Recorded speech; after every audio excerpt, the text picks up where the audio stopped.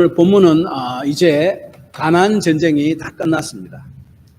그래서 가나안의 그 메이저 시티들, 성들은 다 점령하고, 그러므로 이제 가나안 땅 성들의 각 성들의 왕들이 연합해서 이스라엘을 대적할 그런 위협 요소들을 다 제거했습니다. 물론 여전히 이스라엘이 정복해야 할 땅들은 남아 있었습니다. 그러나 그 주요 위협들은 다 제거했습니다. 그래서 성경은 가나안 땅 정복을 마쳤다라고 이야기합니다. 그리고 땅의 분배까지 이스라엘 모든 지파들에게 다 분배해주고 다 마쳤습니다. 그리고 나서 요단 동쪽 지파인 동쪽 요단강을 건너기 전에 이미 동쪽 땅에 자기 땅을 분배받은 지파들이 있었습니다. 므낫세 반지파, 르우벤 지파, 갓 지파, 이 지파들이 함께 지금까지 가나안 정복 전쟁에 참석해서 싸웠는데, 이 전쟁이 다 끝났고 땅 분배도 끝났기 때문에 이제 너희들 원래 땅, 너희가 받은 땅, 가나안 요단강 동쪽 땅으로 돌려 보내면서 이들 지파에게 여호수아가 축복하며 한 말이 오늘 본문 말씀입니다. 먼저 이들을 향해 여호수아가 한 말은, 그들은 이스라엘 공동체를 위해서 충성하고 헌신했음을 기억하고 또한 그들을 칭찬합니다. 2절에 보니까 그들에게 이르되 여호와의 종 모세가 너희에게 명령한 것을 너희가 다 지키며 또 내가 너희에게 명령한 모든 일을 너희가 내 말을 순종하여. 여기서 모세가 이들에게 명령한 말, 그리고 1장에서 여호수아가 그들에게 명령한 말, 다 같은 말입니다. 이 모세가 이들에게 명령한 말은 민수기 32장에 나와 있습니다. 당시 르우벤 지파와 갓 지파는 요단 강을 건너면 이제 하나님이 약속한 땅 가나안 땅입니다. 그런데 자기들은 가축들을 특별히 많이 소유하고 있었습니다. 그런데 그 많은 가축들을 이끌고 요단 강을 건너서 가나안 땅으로 들어가려 하면 가축의 손실이 많을 거다라고 생각했습니다. 그런데 그 요단 강을 건너기 전, 그러니까 가나안 동쪽 땅, 그 땅을 보니까 아주 비옥하고 그 다음에 목축하기에 아주 적합한 땅이라고 생각합니다. 그 땅들이 바로 길르앗과 야셀 지역이다라고 성경을 이야기하는데, 그래서 약속의 땅인 가나안 땅을 앞에 두고 모세와 선지자 제사장 엘레살과 그 다음에 모든 그 회중 지도자들에게 이 세 지파 대표가 나와가지고 자기들은 요단강을 건너지 않고 이 요단 동편에 그냥 살도록 좀 허락해주면 어떻겠나라고 이야기했습니다. 왜냐하면 우리들은 지금 가축이 너무 많기 때문에 요단강을 이 가축을 데리고 다 이게 건너가면은 많은 손실이 있겠고, 그래서 차라리 여기서 우리가 머물기로 한다. 여기 있는 땅을 우리에게 달라고 요청했습니다. 그때 모세는 아주 화를 냈습니다. 왜냐하면 다른 지파들은 전부 다 요단강을 건너서 하나님이 약속하신 가나안 땅으로 들어가는데 이들은 그냥 여기 남겠다고 하니까 안 된다라고 아주 단호하게 거절했습니다.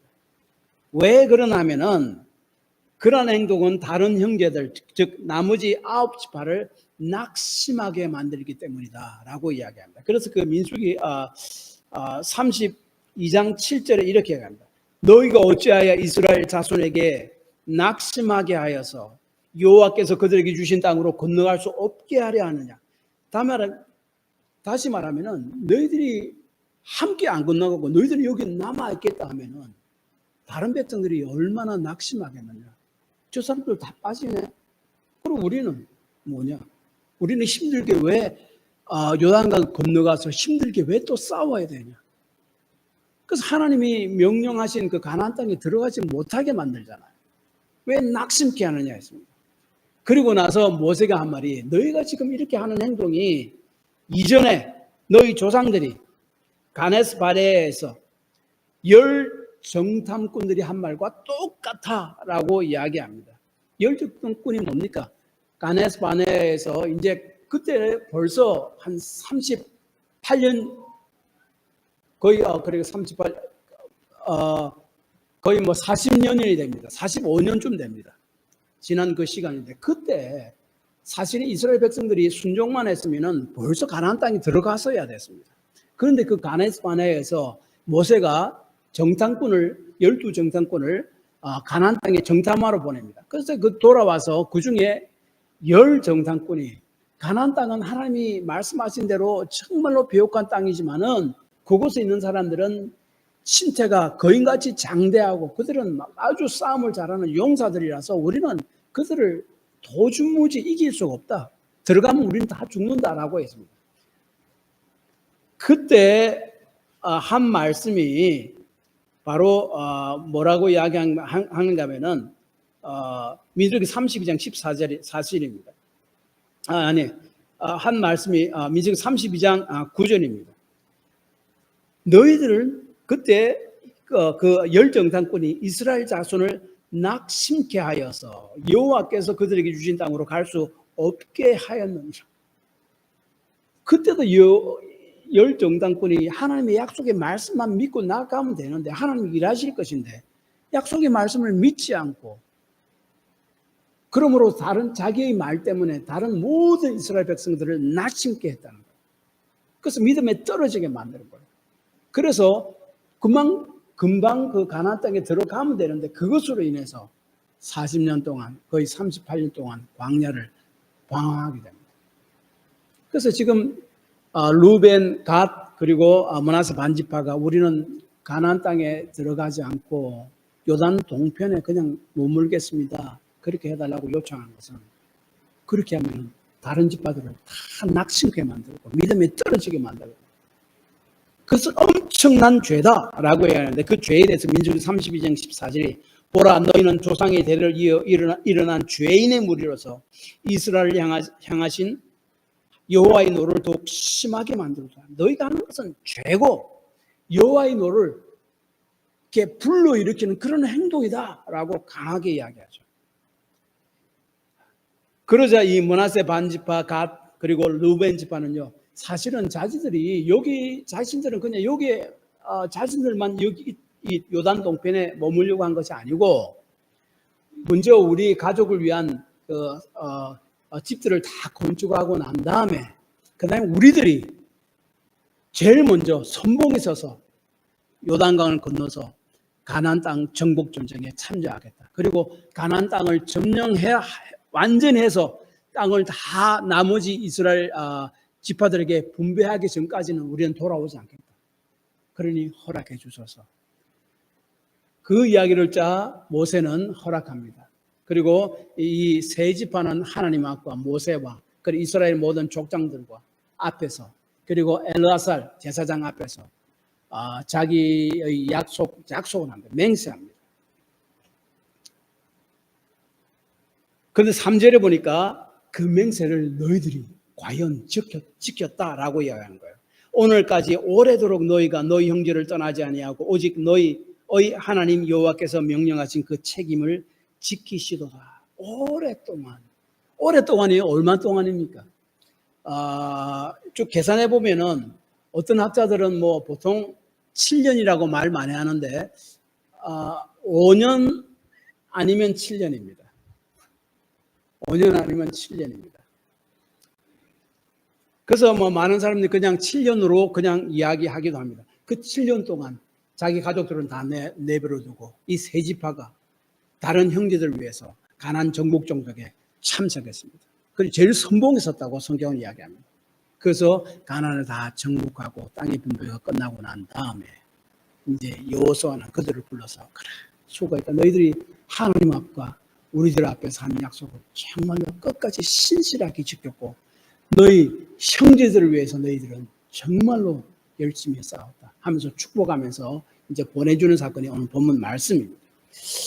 그래서 3절에 형제를 떠나지 않고 여호와께서 명령하신 그 책임을 지켰도다라고 하는 말씀으로 그들을 칭찬합니다. 다시 말하면 여호와 앞에서 한 말씀, 약속, 너희들은 그대로 지켰고 형제를 향한 책임, 그들이 거할 땅을 얻기까지 함께 싸우겠다는 형제를 위한 책임, 그것을 지켰다는 거예요. 우리가 돌아가신 박연호 할머니 대한 장례를 우리 교회에서 담당해서 합니다.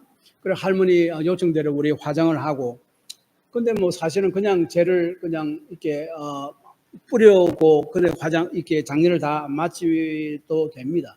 근데 굳이 우리가 이렇게 묘지를 또 사서 거기에 이렇게 유골을 안장하는 이유는 첫째는 이제 우리가 그 할머니가 아들 한 명이 있습니다. 유일한 피부치는 아들 한 명입니다. 지금 아무도 없어요. 근데 한국에 남아 있습니다. 근데 우리가 아무리 작년에 찾아봐도 그 연결을 할 수가 없어요.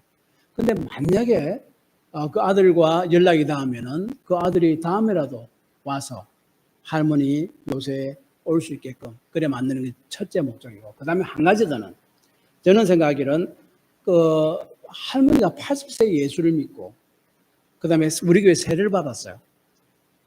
근데 뭐 믿음이 뭐 좋지는 않은데 작년에 몸이 아프고 나서 한 1년 사이에 믿음이 참 좋아져서요. 열심히 기도도 하고 참 그런 분이었습니다. 그래서 우리 교회에 한 영적 가족이 된 거잖아요. 그래서 저는 우리 교회 영적 가족된 분에 대한 우리가 그 책임을 다하는 것이다라고 생각합니다. 그래서 우리가 이제 이렇게 묘지도 하고 이렇게 하려고 그렇게 생각합니다.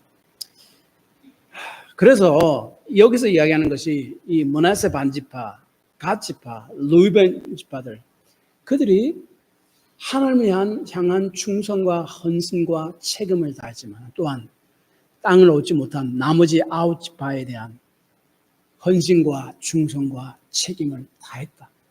그래서 여호수아는 그들을 하나님의 이름으로 축복하는 것이 바로 본문 말씀입니다.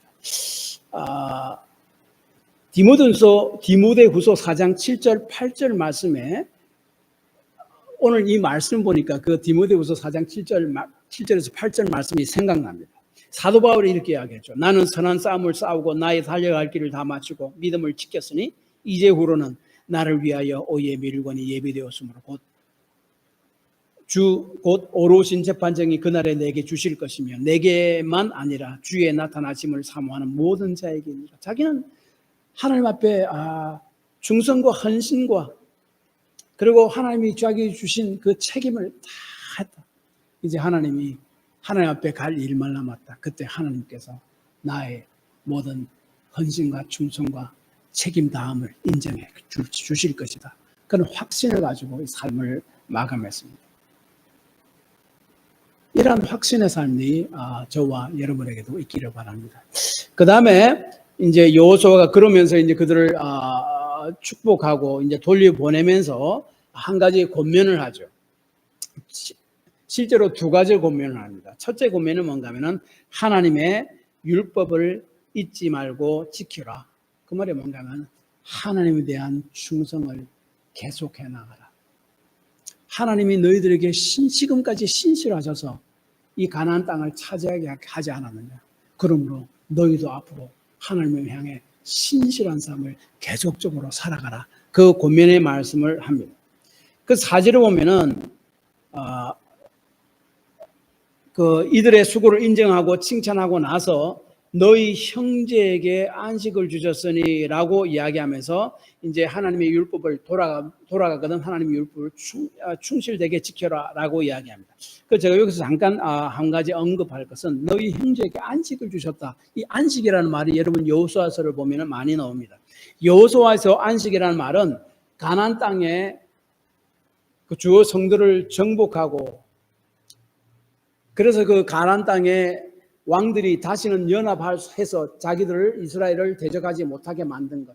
그래서 가나안 땅 정복을 한 것. 그다음에 한 가지는 정복한 땅을 이스라엘 백성들에게 분배한 것. 이스라엘 각 지파들에게 분배한 것. 그 두 가지를 다 합해서 안식했다라고 이야기합니다. 신약에서 안식은 예수를 믿어서 구원받은 것을 안식이다라고 히브리서 4장이나 5장 보면 이야기합니다. 그리고 또한 동시에 영원한 천국에 들어가는 것을 안식이다라고 이야기합니다. 그래서 이스라엘 백성들이 가나안 땅에 들어온 것은 결국은 예수 그리스도를 믿는 믿음 안에 들어가는 것을 상징하는 것이고 동시에 우리가 그 믿는 자가 들어갈 영원한 천국을 가리키고 그것을 상징하는 것임을 우리는 기억해야 됩니다. 이제 가나안 땅에 안식을 주셨으므로 전쟁이 다 끝났으므로 므낫세 반 지파, 갓 지파, 루벤 지파에게 그들의 땅인 요단 동편 땅으로 돌아가라라고 이야기했고 그때 주는 말씀이 5절 말씀입니다. 오직 여호와의 종 모세가 너희에게 명령한 명령과 율법을 반드시 행하여 너희의 하나님 여호와를 사랑하고 그의 모든 길로 행하며 그의 계명을 지켜 그에게 친근히 하고 너희의 마음을 다하며 성품을 다하여 그를 섬길지니라 하고 하나님의 율법을 지키라는 말입니다. 명령입니다. 그 본질은 한 가지로 요약되어 있는데 그것은 하나님을 마음으로부터 사랑하라. 하나님을 먼저 사랑하라. 하나님의 사랑을 기억하고 그 하나님을 사랑하라는 거예요. 여기서 그 모세가 5절에서 너희에게 명령한 명령과 율법을 반드시 지켜 행하며 이것을 새 번역 성경에는 이렇게 번역합니다. 당신들은 오직 주님의 종 모세가 당신들에게 명령한 계명과 율법을 열심히 쫓아서 지키십시오. 사실 이것이 원어 성경, 히브리 성경에 조금 더 가까운 번역입니다. 열심히 하나님 말씀을 쫓고 그래서 그것을 지키십시오. 그리고 이 하나님의 율법의 말씀, 하나님의 명령을 너희들이 너희 땅에 돌아가거든 그것을 꼭 지켜서 행하라 라고 이야기하는데 그 말씀이 주어진 배경이 바로 앞장 말씀인 여호수아 22장 43절에서 45절 말씀 이후에 나온 말이에요. 22장에 바로 전장이 바로 이 21장 43절 45절 말씀인데 이 말씀이 가나안 땅을 이스라엘 백성은 정복했고 땅을 분배받았는데 이것은 그들이 가나안 전쟁에 참여도 했지만 결국은 하나님의 신실하심으로 그들이 그렇게 되었다 하는 말로 말이 끝맞게 됩니다. 그 다음부터는 22장부터 그 마지막 모든 장례에서 나오는 것은 그렇다면 하나님이 너희들에게 이렇게 신실하게 대하셔서 너희들이 이렇게 됐는데 이제 너희 남은 삶은 너희도 하나님께 신실한 삶을 살아야 되지 않겠는가 하는 말이 바로 22장부터 마지막 장까지 나옵니다. 그리고 그 이후에 그 말이 바로 오늘 본문 율법을 너희들이 지켜 행하라 하는 말이에요. 성경에 보면 똑같은 패턴이 있습니다. 예를 들어서 십계명도 그냥 십계명을 주고 그냥 이 십계명을 꼭 지켜야 된다라고 이야기하는 것이 아닙니다. 출애굽기 20장을 보면은 하나님께서는 이스라엘 백성에게 십계명을 주실 때 먼저 하신 말씀이 바로 출애굽기 20장 2절에 나와 있습니다. 나는 너를 애굽 땅 종되었던 집에서 인도해낸 내 하나님 여호와니라. 너희들이 애굽의 종되던 데서 구원해낸 여호와 하나님, 하나님의 구원, 하나님의 은혜, 하나님의 사랑 먼저 베푸세요. 그것을 기억하라. 그 다음에 십계명을 주십니다. 그 은혜와 사랑, 구원에 응답하는 삶을 살아야 되지 않겠느냐. 그것이 바로 이렇게 사는 것이다 라고 주는 거예요. 그래서 우리가 율법을 지키려고 성경에서 율법을 지키라라고 이야기할 때에 그 율법 주신 배경, 그 의미 그것은 생각지도 아니하고 무시하고 계명 조항 자체만 집착하는 것은 잘못된 결과를 가져오게 됩니다. 바리새인들이 그랬잖아요. 조항에만 집착합니다. 왜 그것을 지켰는지요? 왜 주셨는지 생각을 하지 않습니다. 예를 들어서 물을 끓이면서 아이에게 5분만 있으면은 이 냄비에 물이 끓을 테니까 그러면은 이 냄비가 넘친다.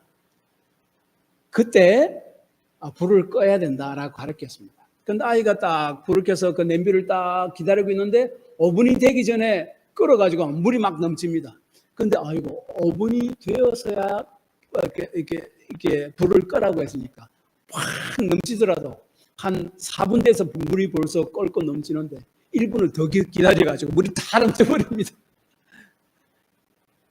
그 의미가 5분 되면 끓으니까 결국은 그때 되는 물이 끓는데 그리고 넘치는데 그렇게 이전에 그렇게 되더라도 불은 꺼라 그 말인데 그 의미 내용을 생각지 아니하고 그거 5분이라는 그 말에만 집착하는 거예요. 그것이 바로 바리새인들의 하는 행동입니다. 성경에도 바로 우리에게 율법을, 오늘 본문 말씀도 율법을 지켜 행하라는 말이 뭔가 하면 하나님이 너희들에게 이렇게 신실하셨다. 2장 43절에서 45절까지 22장, 21장 먼저 이야기하고 나서 그 다음에 너희들이 돌아가거든.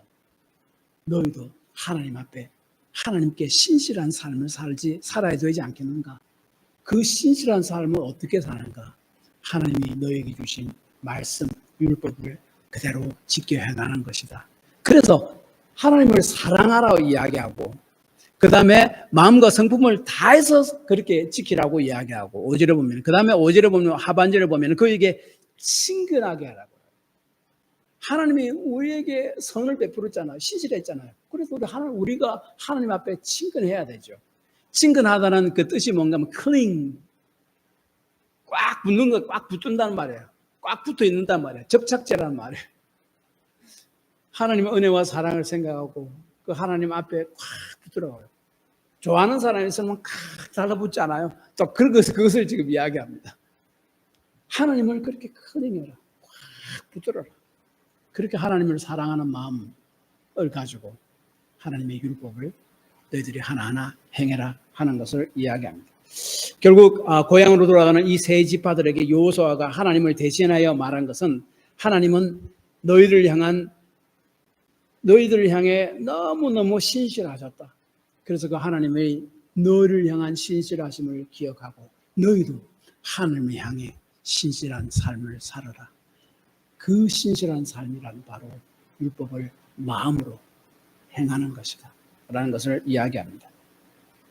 그 다음에 한 가지 더, 돌아가는 이 세 지파에게 율법을 지키라. 하나님의 신실하심에 대한 응답으로 너희도 하나님 앞에 신실한 삶을 살아라 하는 것이 율법을 지키라는 것이고, 그 다음에 한 가지 더가 가진 것을 나누라. 형제에게 관대한 삶을 살라는 말이죠. 8절에 보면은 이 세 지파가 고향으로 돌아갈 때에 전쟁에서 취한 전리품을 엄청나게 많이 나누어 줍니다. 그리고 여호수아가 한 말이 너희가 이 전리품을 이렇게 엄청나게 많이 가지고 가는데 고향에서 전쟁에 참여하지 못한 사람들이 있을 거 아닙니까? 그렇죠? 자기 땅을 또 지켜야 되니까. 모든 남자들이 다 전쟁에 참여한 것은 아닙니다. 그러니까 그들과도 이 전리품을 나누라라고 이야기합니다.